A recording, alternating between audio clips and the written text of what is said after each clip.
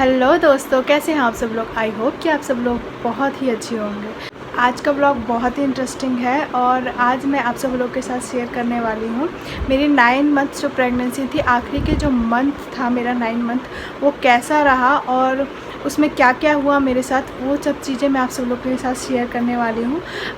ऐसा था ना कि मैंने शूट तो करके रख लिया था उसके कुछ शुरुआती मंथ्स तो नहीं, लेकिन हाँ 9th मंथ के कुछ चंक्स मैंने शूट करके रख लिए थे। और उस चंक्स में मेरे 9 मंथ पूरा और उसमें मेरी डिलीवरी के दिन तक की मैंने सारी जितने भी चंक्स थे वो शूट करके मैंने रख लिए थे, जिसे मैं आज आप सब लोग के साथ शेयर करने वाली हूँ।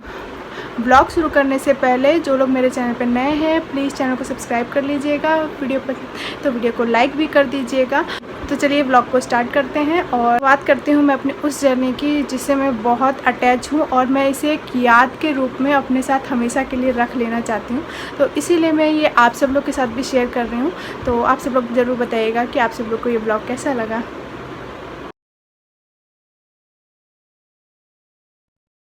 तो ये मेरे 9 मंथ जब शुरुआत चल रहा था, ये मेरा उस टाइम का मैंने रिकॉर्डिंग कर रखी है ये।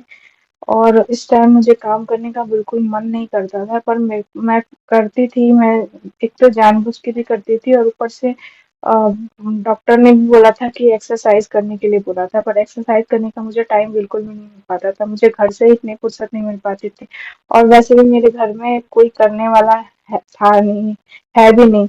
तो इस वजह से मुझे ही सब कुछ करना था, सारा घर का काम भी करना था, सब कुछ देखना था। और एक बच्चा भी था मेरे पास, तो और मेरे लिए प्रॉब्लम बढ़ गई थी। लेकिन फिर भी मैंने कैसे भी करके इसे मैनेज किया और डॉक्टर ने मेरे को बोला था कि एक्सरसाइज करो।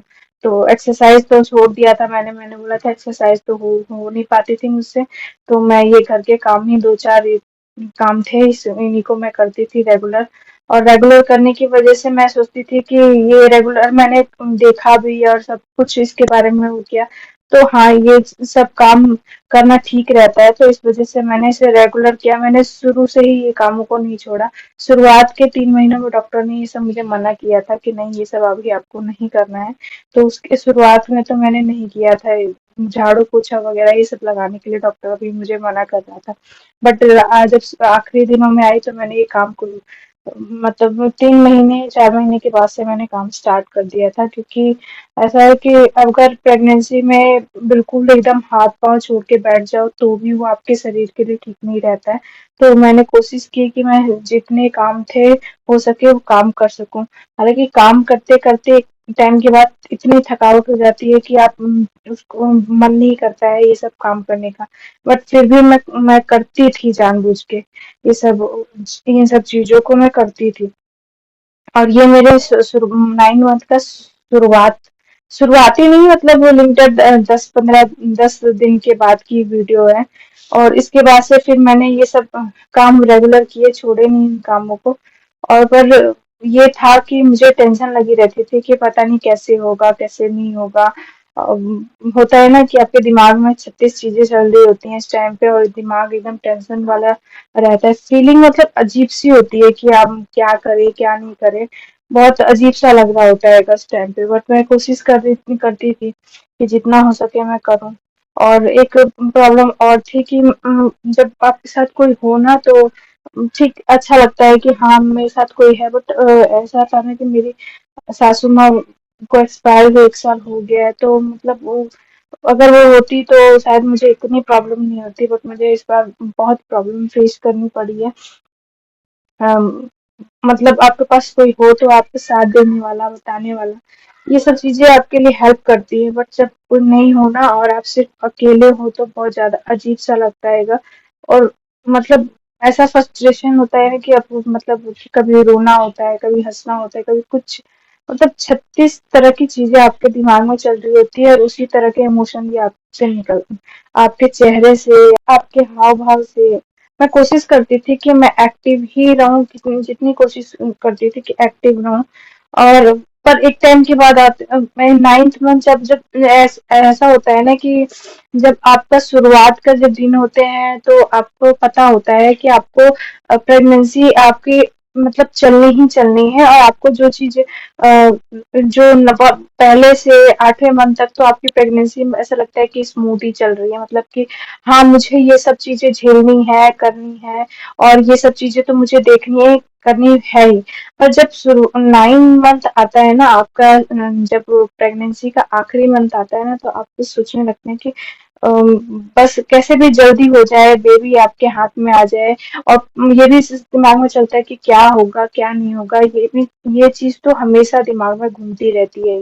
ये तो पर उससे पहले ना मैंने कोशिश करी थी कि मैं मतलब अपनी मेरी जब प्रेगनेंसी चल रही थी आखिरी दिनों में, तो 1 हफ्ते 1.5 हफ्ते पहले ही मैंने अपना बैग पैक करके रख लिया था, क्योंकि मुझे पता था कि मेरे घर में तो कोई करने वाला है नहीं, और कोई भी नहीं है जो उस टाइम पे जो जो चीजें लगती हैं वो दे सके। तो इसलिए मैंने सारे सामान को पहले ही कोशिश किया था कि 1.5 हफ्ते पहले ही मैंने बैग पैक करके रख लिया था उस चीज को, कि मैं अगर इमरजेंसी में कुछ जरूरत पड़ी तो हस्बैंड ये बैग उठा के फटाफट से हॉस्पिटल ले आएंगे। और कब हॉस्पिटल, ऐसे टाइम में हॉस्पिटल आपको जाना पड़ जाए, आपको खुद को नहीं पता रहता है।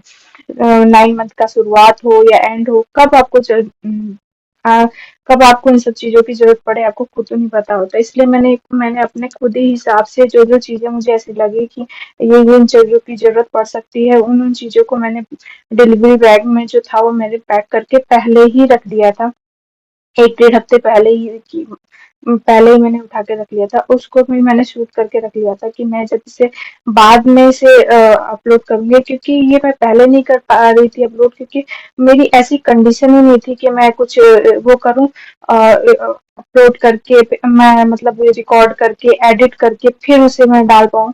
उतनी मेरी कंडीशन ठीक नहीं थी, इस वजह से मैंने सिर्फ रिकॉर्ड करके अपने पास रख लिया था कि मैं जब सब कुछ हो जाएगा तो उसके बाद मैं आराम से इसे एडिट करके डाल दूंगी, अपलोड कर दूंगी। तो इसीलिए मैंने इसको रिकॉर्ड करके अपने पास पहले से ही रख लिया था। और ये जो वीडियो आप लोग देख रहे हैं, ये मेरे मतलब डिलीवरी होने के 2 दिन पहले की है, जब मुझे पेन हल्के हल्के थोड़े थोड़े से, जैसे होता है ना जब आपको पेन होता है तो हल्के हल्के से पेन स्टार्ट हो गए थे। ये 2 दिन या 1 दिन पहले की है, मुझे याद, हाँ 2 दिन, 1 दिन पहले की है शायद, 1 दिन पहले की है। और तब मुझे हल्के हल्के से पेन उठने शुरू हो गए थे, हल्के हल्के से, वो एकदम माइनर थे कि जो पता है मतलब जो हम बर्दाश्त कर लें वो उतने थे। तो इस वजह से मैं घूम रही थी, टहल रही थी कि मुझे क्या पता मुझे आज ही इमरजेंसी में मतलब जाने की जरूरत पड़ जाए, हो सकता है कि मेरा पेन अब बढ़ जाए या वो हो जाए। तो इस चक्कर में मैं यहाँ पे टहल रही थी। तो डॉक्टर बोलते हैं कि जितना आप एक्टिव रहो उतना ही ठीक रहता है। और इस टाइम में प्यास भी इतनी लग रही थी ना, मतलब जितना पेन हो रहा था उतने ही प्यास लग रही थी। तो मैं पानी पी के आराम से पहले थोड़ा बैठ जा रही, उसके बाद फिर घूम रही, पहले बैठ जा रही फिर घूम रही। पेन थोड़े से स्टार्ट हो गए थे, मुझे भी नहीं पता था कब मुझे हॉस्पिटल जाने की जरूरत पड़ जाए। और जाने की जरूरत एक जस्ट 1 दिन के बाद ही जाने की जरूरत पड़ गई थी। 1 दिन तक तो कैसे भी मैंने वो किया, उसके बाद से यहाँ पे मैंने कैप वगैरह लगा दी। और ये सब मुझे अगले दिन की, ये मेरी डिलीवरी वाले दिन की है। इस टाइम पे मेरा पेन बढ़ चुका था थोड़ा सा, और बस मैं कैसे भी सोच रही थी कि कैसे भी जल्दी से मतलब पेन ऐसा होता है ना कि बस आपको लगता है कि बस जल्दी से वो हो जाए। और पेन मेरा धीरे-धीरे अब बढ़ता जा रहा था। मुझे लग रहा था कि हॉस्पिटल अब जाना ही पड़ेगा, और एंड में अब मुझे यहाँ से हॉस्पिटल में जाना ही पड़ा। और हॉस्पिटल में जाके अ, बहुत ही होता है ना कि क्या होगा, नॉर्मल होगा कि सिज़ेरियन होगा, बट वो आपके हाथ में नहीं रहता है कि नॉर्मल होगा कि सिज़ेरियन होगा। बट उसके बाद फाइनली भगवान ने मुझे बेबी बॉय दिया, जिससे मैं बहुत ही खुश हुई। तो उम्मीद करती हूँ मेरा ये छोटा-सा सफ़र आप सब लोग को अच्छा लगा होगा।